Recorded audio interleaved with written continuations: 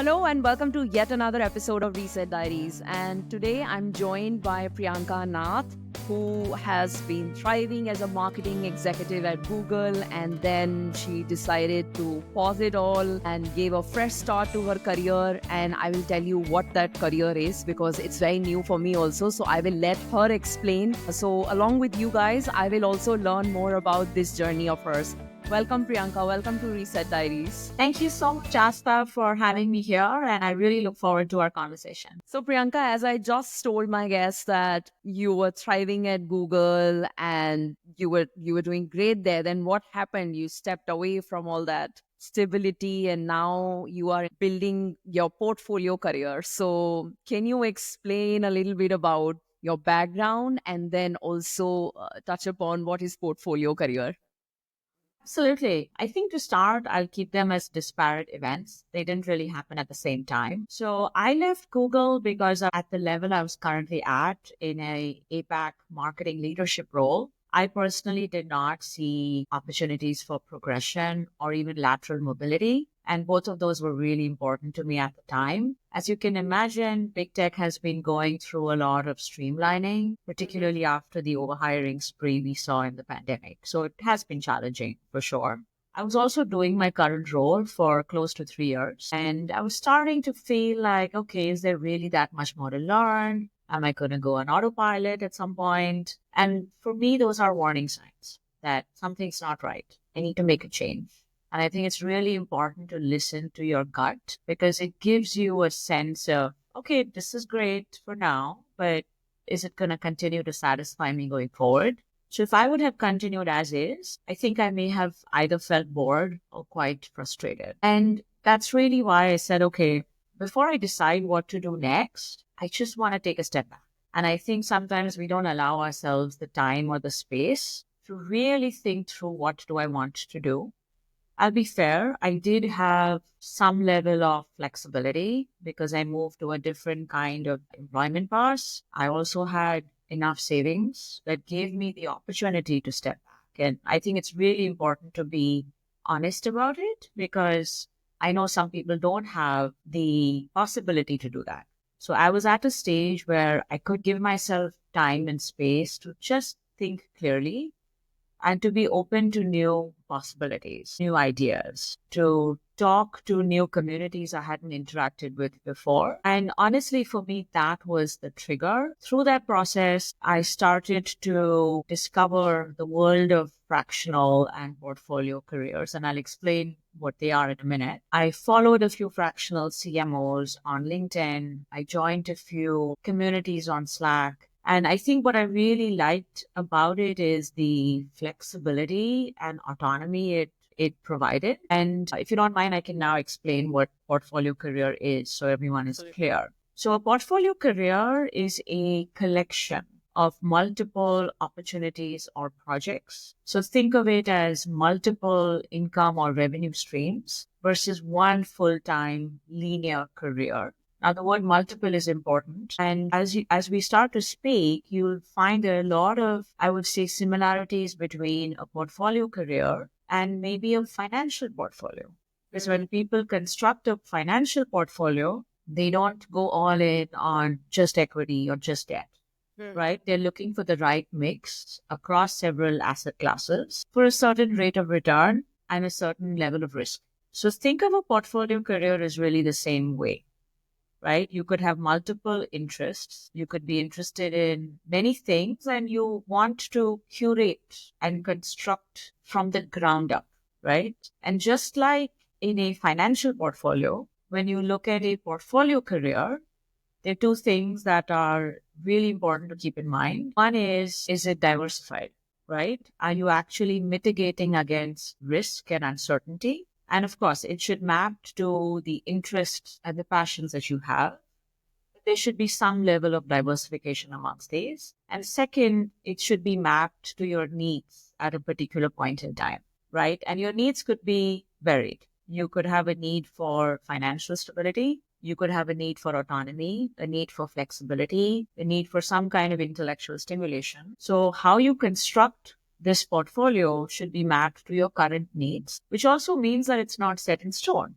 So if your needs change, you need to rebalance your portfolio, just as you would rebalance your financial portfolio, right? So I think that's a good way to set the stage and think about it. And I think I was at a point in my life when I wanted that ability to build from the ground up. I had 17 years of experience. I knew what I liked, I knew what I didn't like. I knew what strengths of mine were likely under leveraged, and I wanted to see how I could dial those up. And being a fractional allowed me to do it in a very pragmatic way. So for me, those were the things that I kept in mind as I started to build this from the ground up. Right, right. So I'll ask you more about portfolio career and, is it for everyone or the specific constraints that you mentioned? Maybe it's not for everyone. So, but we'll deep dive into it later. But I want to ask you first, how does your portfolio looks like right now? Yeah, well, great question. And I'm still building it as we speak. It does take time. It does take a lot of iteration and validation by the market as well. So for me right now, I would say 60 to 70% of my portfolio is being a fractional CMO or chief marketing advisor to either SMBs or early and growth stage startups. So I would say that's 60 to 70% of my focus, my revenue. The other areas I kind of dial up and down based on, I guess, market potential, the phase I'm in. So this could be mentorship or coaching early stage companies via accelerators. I do a little bit of angel investing on the side, and I'm also training to be an ICF accredited coach. So that is the newest part of my portfolio. And I think it has a lot of synergy with the work that I do with founders as well. Wonderful, wonderful. So, Priyanka, you have worked for 17 years in a very stable job, very stable career, growing well. What surprised you most about this transition? Yeah, I mean, honestly, there's so much that's been new. It's been a lot of learn as you go and being comfortable with, as they say, building the plane as you fly it, right? That takes some time. I think one of the things that I realized, and it's a bit odd because I'm a marketer and I've been a marketer for so many years. I think I didn't realize how valuable the marketing craft or the marketing mindset is when you start a new business or when you're an entrepreneur. We're so used to marketing other people's products or services, right? In the companies we work for. Yeah. And that's the lane. And we are in that lane and we follow that lane. But so much of the foundation you start to build when you're starting from scratch is similar to the marketing process, right? So, right from what is my value proposition? Who is my audience? Who is my ICP, ideal customer profile? What pain points are they going through? What can I help them solve? How do they experience the pain points? Why would they work with me? Why would they not work with someone else? How would I package my offering? How would I price my offering? So to me, all of those fundamental questions, in some sense, they were almost second nature to me because as a marketer, this is what you're trained to do. And I think marketers don't realize that actually you are ingrained in this style of thinking and they bring that edge if they were to start their own business. Because I think asking all of these questions and thinking through, just as you would when you're marketing someone else's brand, it gets you to clarity sooner. So for me, I didn't realize that my marketing skills could be this effective. And I think I would almost encourage more marketers to go out there and start building from scratch because you probably know more than you think. Okay. So, did you use all these frameworks and questions for yourself to Yes, find? Okay. absolutely. And I think, just as with anything else, you start with a hypothesis. You start with getting a sense of, okay, I think this is where I can help. This is how I would position myself. And then you go back, you validate, you refine, you test again. You're not going to have a massive budget for market research, but you're still deploying the same principle, right? Right. You're getting closer to your customer, you're understanding your offering, and you're trying to get to a place where both of them fit, right? So product market fit that we talk about.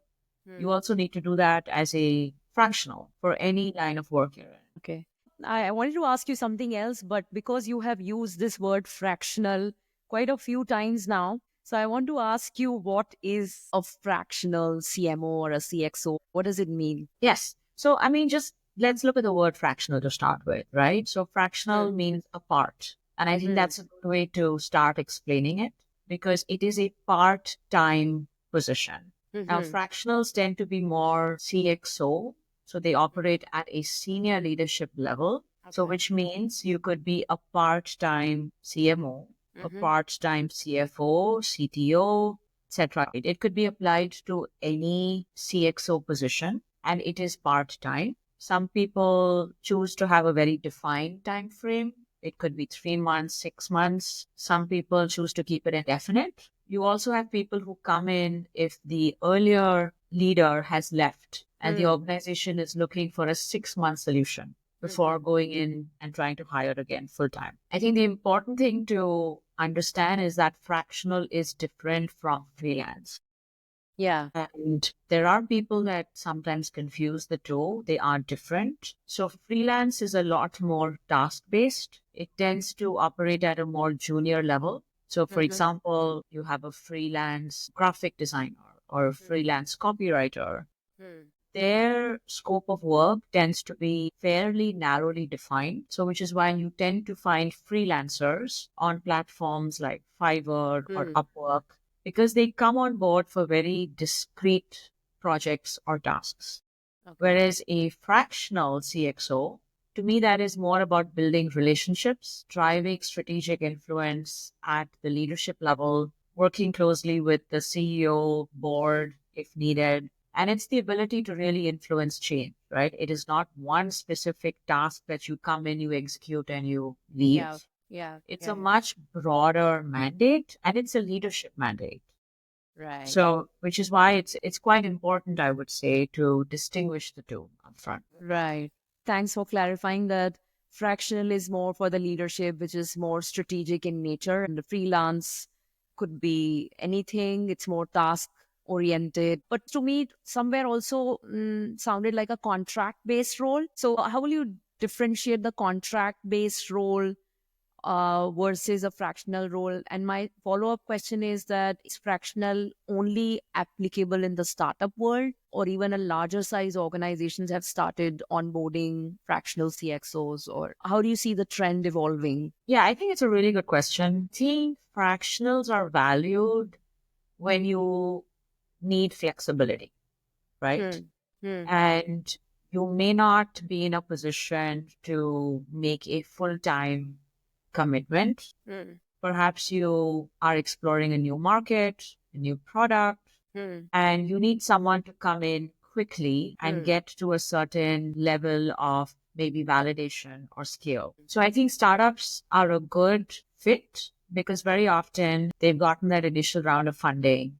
They have fairly aggressive milestones to hit before their next round of funding. They may not be at the level of scale or just financial capability to hire someone senior full time, but they could still benefit from all of those years of experience that a fractional might bring to the table. So I think startups work well because they can't afford people full time. They may not need someone full time. They may have a couple of junior people already, but they would benefit from a senior leader coming in maybe 1 or 2 days a week, right? And I think there is a phase for which fractionals make a lot of sense. Now, after a certain point, suppose you move to Series B, moving to a Series C, at that time, actually, you have the ability to get senior talent full time. So I do think at that time, coming on board as a fractional CMO may not be the right fit. Perhaps you might come on board for a specific project that you have a unique skill set for that the company doesn't have internally.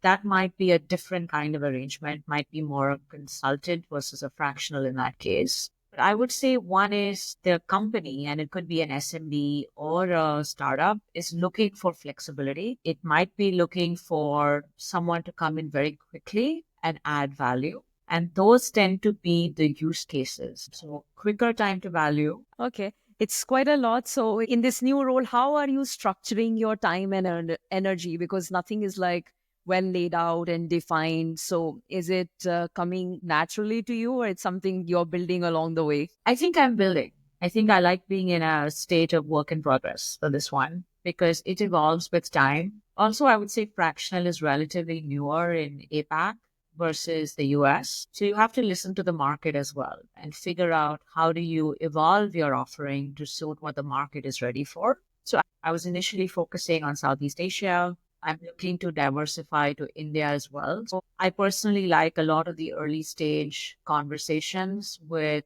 accelerators. It's not a huge part of my portfolio, but I feel gratified that I can help founders at that stage. And because it's a small part of my portfolio, I'm comfortable doing that even pro bono sometimes because it kind of gives me a sense of giving back. It maps well to founders who might be bootstrapped or at pre-seed stage. So it's kind of mapped to both our needs at that point. And coaching, as I said, I'm still building that out. So starting to coach women who are actually starting their own businesses or women who are mid-stage in their career and are looking for the next pivot and potentially also looking to expand the coaching business to founders as well. Great. So, Priyanka, how does the definition of success look like to you now vis-a-vis how it was earlier? And also, I didn't ask you for how long you've been building this portfolio career of yours. Yeah, so I'll take the second one first. I've been building it now for about 6 to 9 months from when I Okay. officially launched my offering. I think the first year is the most critical because Mhm. you refine your offering, you validate it with the market, and then you Mm. figure out what to scale and what to deprioritize. So I'm sure Right. I'll make changes as I go along as well. And the definition of success is an interesting one because I think yes, it gives you an opportunity to really think about your areas of expertise and how to monetize it. So I think as someone who's been financially independent for a long time, for me, making sure that I continue to be financially independent and Mm. package my expertise in the right manner to do so, that was Right. important to me. While I had savings to fall back on, I did want to make sure I was building towards sustainability in my Mm. portfolio. Mm. And I think the other thing that is a success metric for me is how early or how quickly rather am I able to go in and add impact and add value. And obviously this comes through with feedback you get from founders, with the impact you're able to see, with the influence you're able to drive. Mm. So for me, those are incredibly important. As you build your own brand, people need to know what you stand for. Are you aware of what's happening out there in the market? Yeah. Can you Yeah. be called upon to give an objective read or assessment on what's going on? Are people seeking me out?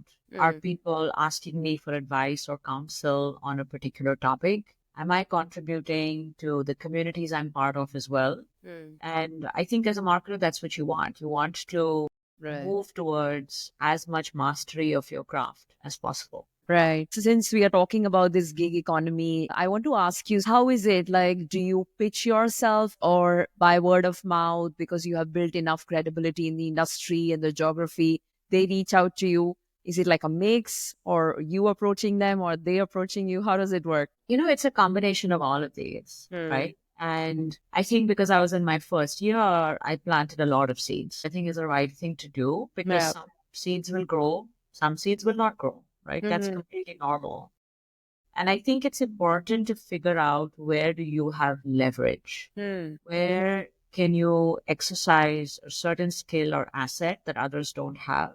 Hmm. And I think for me, I realized that my focus was Series A or Series B startups. And I decided to work or interact with a lot more VCs. So approach them, talk to their operator teams, talk about my philosophy, what I Hmm. could do for their startups, host educational sessions for their portfolio companies. Hmm. Hmm. And I Hmm. think for me, it was great because it opened up that two-way conversation. It was Hmm. facilitated by the VC in this case. Our needs were aligned. And I was happy to share advice, expertise with their portfolio companies. So, yes, it became a way for me to build a relationship Hmm. with the VC, which is a very important gatekeeper in this Hmm. situation. Hmm. And at Hmm. the same time, it also introduced me to a lot of their portfolio companies. Hmm. Many of them connected with me on LinkedIn after that. I got a few follow-up questions from founders on the content I presented. Hmm. Some of those were useful for lead generation as well as I moved along the journey. Hmm. So for me, I personally found working with VC is quite helpful. I love to network, used my network. I'm an MBA from INSEAD. A lot of INSEAD alumni are in the private equity or VC space. Okay.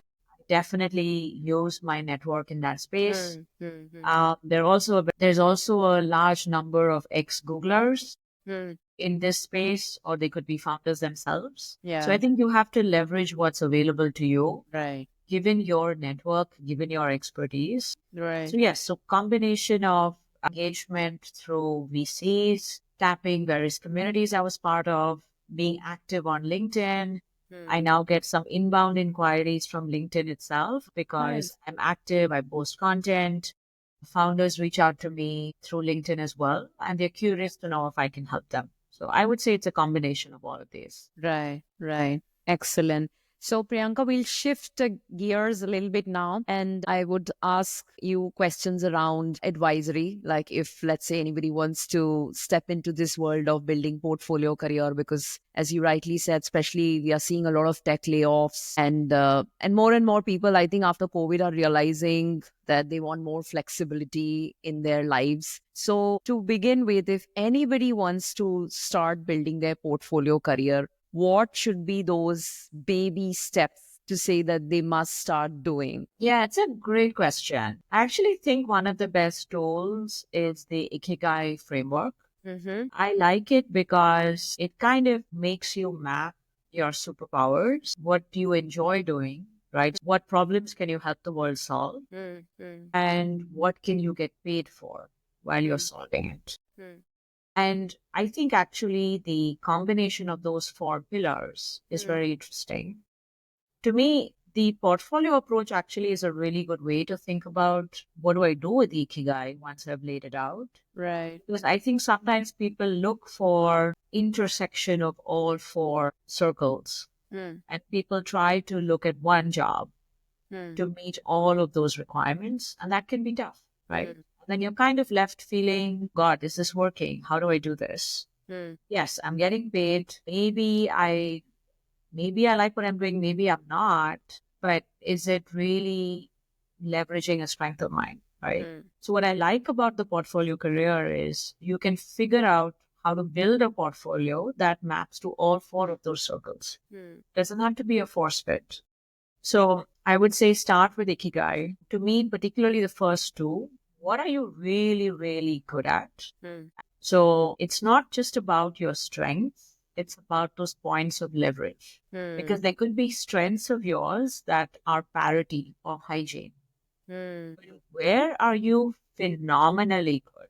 Where do you think you have a really strong edge? And I would say if you don't know yourself, ask people around you. Get feedback from folks you've worked with. They could be colleagues, they could be ex-managers, they could be people you've managed. And try to get super clear on what am I phenomenal at? What is going to give me leverage? Because then you can figure out, okay, I have these superpowers. Is there a way in which I can monetize this going forward? Right? Because then you can package it, you can productize it. So I think you have to kind of look at mapping, superpowers to problem statements, figuring out why you're the best person for it. And because it's fractional, talking to people who will be looking for some level of flexibility, perhaps cost effectiveness, right? Yeah. So I think as you go about the process, you have to figure out if you want to be fractional, you have to talk to people who will appreciate that setup. Yeah. Because some will, some won't. Also, love that you said that find your superpowers, and if you can't, then you lean on people who are closer to your colleagues. Because I can bet upon the fact if you speak to 10 people, at least 7 out of 10 will say, oh, I'm good at nothing. Like, I'm special at nothing. I mean, there's just so much blind spots that we just don't know what we are good at. So I love this approach of asking people around to see and kind of get a validation. Okay, this is my superpower. I think this is quite a good advice on that part. But also, Priyanka, since, as I say, entrepreneurship is not for everyone, and what we have been talking all this while about building your portfolio career, to me, it also sounds like an entrepreneurship. You're selling yourself, you're packaging yourself in the best possible way, finding the right audience. So, since entrepreneurship is not for everyone, do you think portfolio career is also not for everyone? There are some specific strengths and skills, or maybe some kind of financial cushion you need to have before you jump into it, or you can be a risk taker and put everything at stake and go all in. So I want to ask you, is it really for everyone, or you should test the waters before jumping full-fledged into it? I think it's a good question. And honestly, it's great to position it in that way because we should all be practical and be honest with ourselves, Yeah. right? So I think fractional, I mean, just some hygiene, almost eligibility for fractional. I would say number of years of experience, at least 15 to 20 years. If you do Sorry, it, 15 to 20. Okay. yes. Okay. I think to me that's really important because it needs a certain level of almost like battle scars, right? So you need to have gotten experience with multiple situations, multiple industries, right? B2C, B2B, global, Mm, mm, country, region, mm, industry, mm, geography. mm, Need to have managed teams. You need to have dealt with challenging stakeholders, mm, cross-functional teams. mm, Have you been able to build influence before? mm, So to me, all of those experiences give you a level of maturity as well as resilience, and it gives you a certain professional reputation. mm, And typically, people with that level of experience, they have mm, strong professional networks. mm, They can talk about what they've done. They mm, have people in the network that can vouch for them, that mm. can introduce them to other folks who might need your services. So I would say at a very basic level, before you even get to mindset, Right. are you at the right level to think about doing this? Mm, Right? So mm, should be at a relatively senior level, as much variety as you possibly can. And you mm, should have dealt with some difficult situations, right? mm, Because to me, that gives you the ability to say, hey, I can come in and I can try to fix this for you in mm, whatever, 1 month, 2 months. Your mm, time to value is that much shorter because I've seen this before. I've done this before.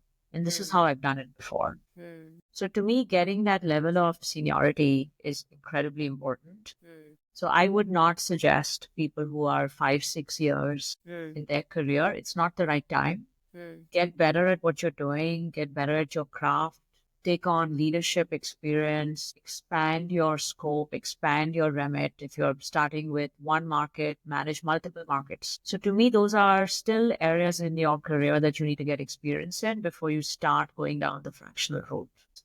You should have a cushion for the first 6 months. Yeah. So I think it is much easier for someone who is further along in the journey to keep that amount of money aside Mm, versus someone who's still building. The other bits are important is mindset. mm, So to me, you need to be comfortable dealing with ambiguity, mm. right? Because there's no playbook here, Yeah.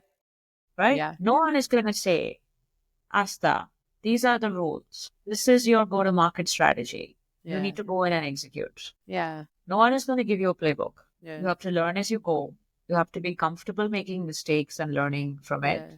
You have to be humble enough to Right. adjust. Yeah. Right. So for me, all of those are incredibly important. So if you don't have that mindset, then it's very difficult. Yeah. If you want to be in a situation where it's incredibly structured, it's very stable, Yeah. and people in mature companies can sometimes, get used to that luxury. Yeah, yeah, yeah. It's all individual values also. It's that you don't want to go out, pitch. You are like, okay, I have my boss here. Failure Exactly. is all yours. Success is all yours. There's no boss. There's no boss's boss. There's no scorecard. Everything you define yourself. Exactly. And I think there's a sense of, well, no, I've been working for so long, stuff Yeah. should just come to me. Yeah.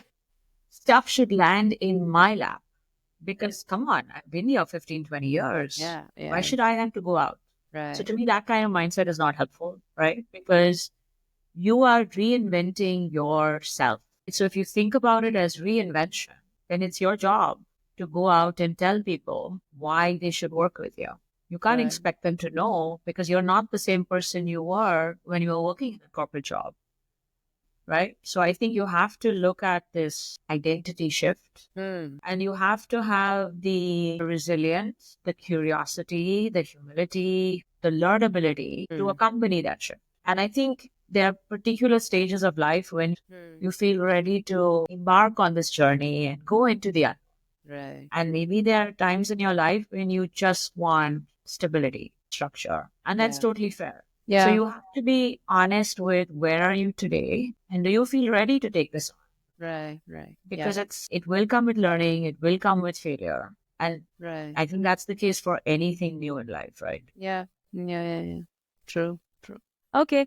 Priyanka, we are almost towards the end, and I want to ask you two questions now before we leave. So, one is, in your portfolio career, I'm sure you've been learning a lot about new industries, new startups, new age technology.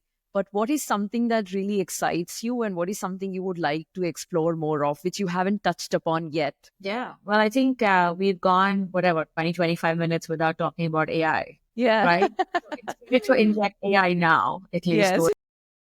I'm particularly excited by, I think, all of the developments in deep research and reasoning capabilities that all of the LLMs have made progress in. And for me, there's so much potential in the whole go-to-market orchestration space between sales, product, marketing. So for me, understanding how AI can play a role, not just in efficiency or streamlining, how do we reimagine that experience for the customer as well versus just streamlining costs internally? I think we have a long way to go. And I think as a marketer, I want to continue learning. I want to get my hands dirty. I want to see what works, what doesn't work. So that keeps me stimulated, very excited to be in this age of AI. I think in terms of industries, I would love to personally get more exposure to, I would say, areas like climate tech or, food tech, longevity, because to me, those are still relatively niche versus a lot of the other areas. They still need to inspire or provoke behavioral change on a high scale. And I think marketing can be so helpful for those industries because it's not just about product or technical superiority. It's about inspiring behavioral change with your audience. And I think I would love to get more exposure in those areas as well because they are at the cusp of breaking out into the mainstream. Right. Yeah. Love it. I love especially the climate tech. I feel it's a huge green space to be scratched. All right. And lastly, Priyanka, do you now ever see yourself going back into the corporate world, or you're happy here and you want to build yourself more and more in this portfolio career? Yeah, it's a great question. I'm not a fan of like absolutist thinking, like all or nothing. So I'm always open to possibilities in general. Yes, I do agree. I think at this point, if I was to go back to a full-time role in a conventional setup, I do think I have a higher bar for what I want. Right. It has to make sense from a scale and scope expansion, from the impact I'll be able to create. So I would definitely have a higher bar and need to hit a lot of boxes for me to go back to it. Knowing myself, I think even if I was to go back, I think I will still try to keep maybe 10 to 15% of my time for coaching, mentoring, because I think it'll actually make me better at my core job. And that's really important because no one is saying this is your absolute future and this is all that you will ever do. Right. So Yeah. one of the favorite quotes is, this line from the poet Walt Whitman, and it says, I am vast, I contain multitudes. You don't have to get pigeonholed. Wonderful. And I think this last 1 year showed you possibilities. That's what they say. It's a matter of seeing the world which you never knew it can exist. So now that you're seen, you knew there's this other side also there. Excellent. So Priyanka, I will end here now. But before we leave, I want to ask you one fun thing about Priyanka which world doesn't know. Wow. Okay. Fun thing. Let's see. Well, I love doing yoga. I think a lot of people know that about me, but I think people don't realize that I think I started, what was it, 15, 16 years ago before yoga was hip or cool. And I remember starting in India and people were like, why are you doing yoga? Why don't you just go to the gym or Don't people do yoga when they retire? Lovely. Well, we wish you all the very best, Priyanka. I definitely learned a lot in this episode about the world of startups, portfolio career, fractional. Trust me, I didn't know all of this. So I'm sure my audience will also gain a lot from this episode if they are aspiring to build portfolio career or want to get into that fractional journey. And yeah, I'm just thinking maybe I should also give it a shot now after learning so much from you. So thank you very much for your insights. And I wish you all the best for your future gigs. And thank you for your time. Thank you so much, Asta. I really enjoyed our conversation. And I will roll out the red carpet for you. And welcome to the world of fractional. I'm so happy I convinced you. This was my objective all along. Lovely.